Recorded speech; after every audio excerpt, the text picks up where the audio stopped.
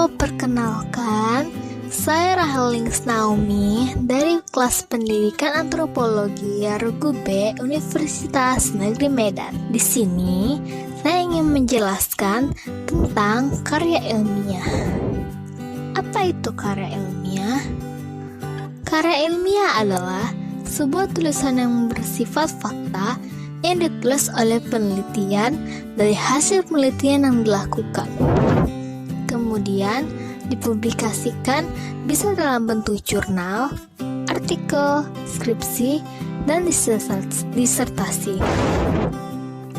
Menurut Eko Susilo, seorang dosen dari Universitas Veteran Bantara mengatakan, karya ilmiah merupakan suatu tulisan ataupun karangan yang diadaptasikan sesuai dengan sifat keilmuannya dan didasari dari berbagai hasil pengamatan, penelitian, dan peninjauan terhadap bidang ilmu tertentu yang disusun dengan menggunakan metode tertentu dengan memperhatikan sistematika penulisan yang baik dan santun serta dapat dipertanggungjawabkan keilmiahannya. Adapun tujuan dari penelitian karya ilmiah ialah mengetahui, menggali, menggambarkan, menjelaskan, membuktikan, dan membandingkan suatu hal secara faktual dan nyata. Hasil-hasil dari karya ilmiah ini nantinya dapat diterbitkan dalam bentuk majalah ilmiah atau jurnal yang memiliki kelebihan-kelebihan dibanding dengan tulisan dalam bentuk laporan teknis resmi. Dalam penulisan artikel, ada struktur atau sistematikanya, yaitu 1. Judul, 2. Abstrak, 3. Pendahuluan, 4. Metode, 5. Hasil, 6. Kesimpulan, dan 7. Daftar pustaka. Di sini, saya akan menjelaskan bagaimana cara membuat sebuah karya ilmiah atau artikel,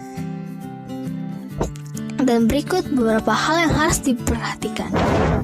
Pertama, siapkan tema. Tema yang diambil haruslah sesuatu yang menarik, bisa isu tentang trending, atau sesuatu yang unik. Kemudian, baru buatlah sebuah judul. Kedua, pendahuluan.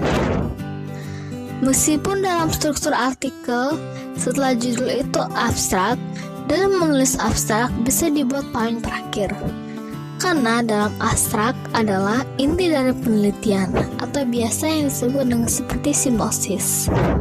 Dalam paragraf pertama, pendahuluan haruslah pengertian yang dibuat murni oleh penulis atau asumsi dari penulis. Biasanya diambil dari perluasan kata kunci. Kata kunci dapat ditemukan dalam judul.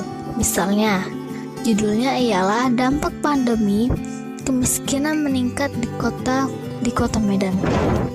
Kata kunci yang bisa kita ambil yaitu pandemi, kemiskinan, dan kota Medan. Dalam pendahuluan harus ada teori para ahli, di mana pengertian dan pendapat para ahli. Lalu ada data. Data bisa diperoleh dari mana saja. Lalu ada observasi yang hampir sama dengan data, hanya saja berdasarkan pada observasi sendiri. Lalu alasan penelitian dan di mana tujuan penelitian ditulis. Yang ketiga, metode. Di sini tuliskanlah metode apa yang kamu gunakan dalam penelitian. Ada metode kualitatif dan metode kuantitatif. Metode kualitatif adalah sebuah metode pengamatan langsung dan wawancara. Sedangkan kuantitatif adalah metode dengan data seperti angket, diagram, kuesioner, dan lain-lain. Dalam metode juga ada lokasi penelitian, nama informan, teknik analisis data, interpretasi data, display data, dan menarik kesimpulan. Keempat, hasil. Sini dituliskanlah hasil dari penelitian atau biasa disebut dengan pembahasan. Dalam pembahasan ini dijabarkan pokok-pokok permasalahan lebih rinci. Dalam menulis pembahasan, paragraf pertama harus menjelaskan tentang lokasi penelitian atau daerah penelitian.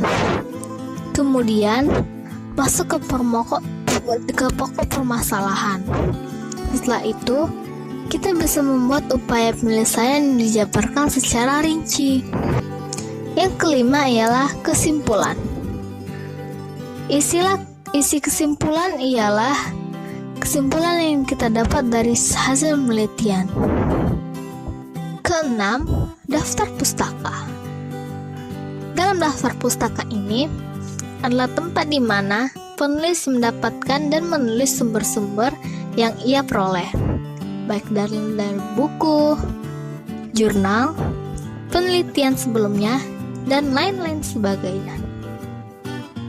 Nah, setelah semua tadi, barulah kita bisa menulis abstrak.